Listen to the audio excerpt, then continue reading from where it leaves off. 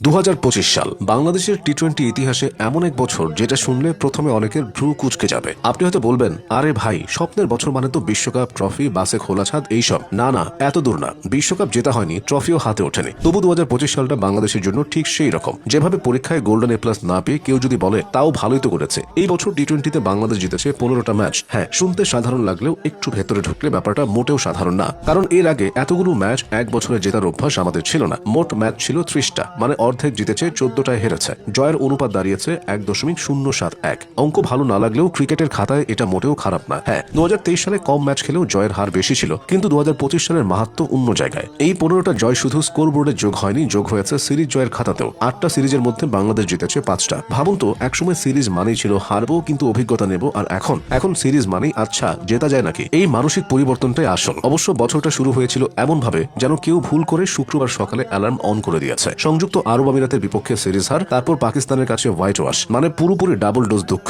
তখন মনে হচ্ছিল এই বছরও বুঝি সেই পুরনো গল্প। কিন্তু ক্রিকেট এমন এক খেলা যেখানে গল্প মাঝপথে ইউটার্ন নিতে ভালোবাসে। পরের সিরিজে দৃশ্যপট বদলে গেল। শ্রীলঙ্কার মাটিতে বাংলাদেশ জিতল 2-1 ব্যবধানে, মানে শুধু ঘরের মাঠ না, বাইরে গিয়েও দাঁত দেখাতে শিখছে দল। এরপর ঘরের মাঠে পাকিস্তানের বিপক্ষে আবার 2-1, নেদারল্যান্ডসকে হারালো 2-0। এখানে কেউ কেউ বলতেই পারেন নেদারল্যান্ডস তো বড় দল না, কিন্তু বাংলাদেশের জন্য একসময় সবাই বড় দল ছিল।